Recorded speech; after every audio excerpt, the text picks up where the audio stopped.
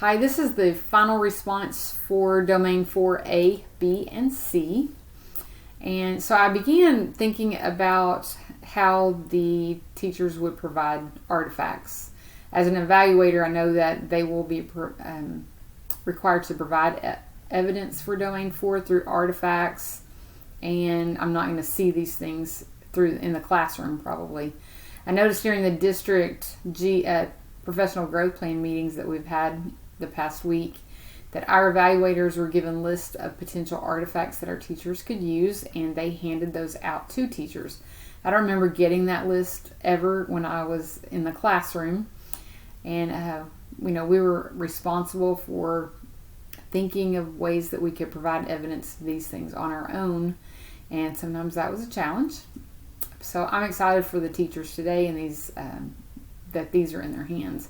I was also excited to find out that it's easy now to upload the links to Google Drive, because in our district we use Google, and sometimes there was a challenge getting our artifacts to upload so that our administrators could view those. So that's a nice upgrade there.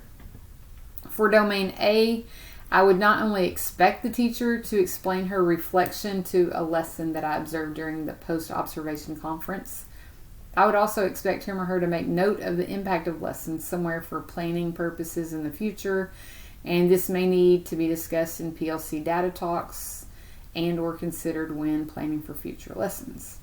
I heard one of you say that teachers need to grow and adjust teaching to meet the needs of their students.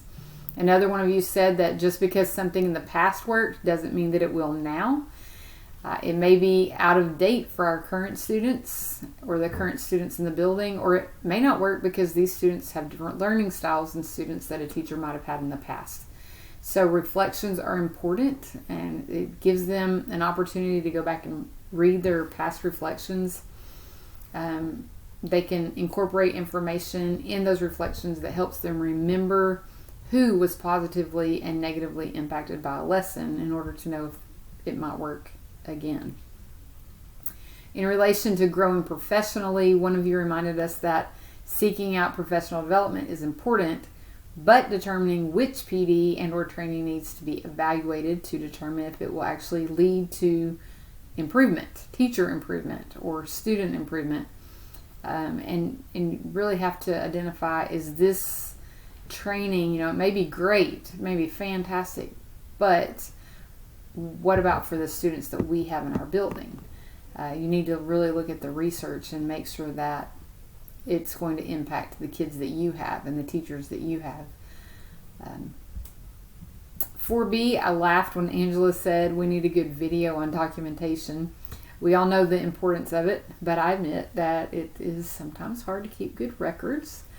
And I personally liked school status for documentation when I was in the classroom, because it keeps record of everything that you put in it. And if a parent ever says something did or didn't happen, you actually have the evidence in school status. You can share it with parents anytime, or you can keep all your documentation there private, so you're the only one that can see it, and then pull it up as needed.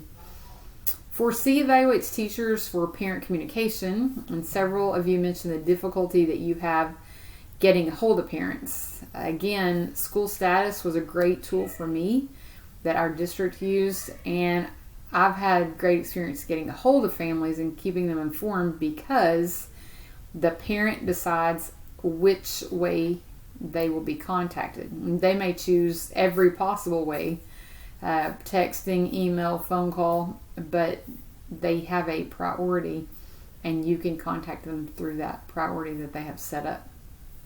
I could text parents almost any time of day, and they would respond pretty quickly. It's also a good way to keep parents accountable, because when they say, well, why haven't you told me anything? You can go back and look at all the records, and it shows every contact that you made, whether they didn't pick up a phone call or they did, whether you sent a text but they didn't respond. So if they come back to you and say, well, you have the wrong phone number, we can go back to where they said this was how they wanted to be contacted. contacted. We've also done some things like going out into our community neighborhoods to hold community town hall meetings and keep parents informed of things that were coming or changing. We've had parent conferences out in boys and girls clubs in our communities so that parents that couldn't or didn't have transportation to come to our school still had opportunities. So I think it's just important that schools, teachers, administrators, we all work together to think of creative ways that we can meet the needs of our families and reduce the fear and anxiety that many adults have when it comes to school, and figure out some way to get a hold of everyone that we can.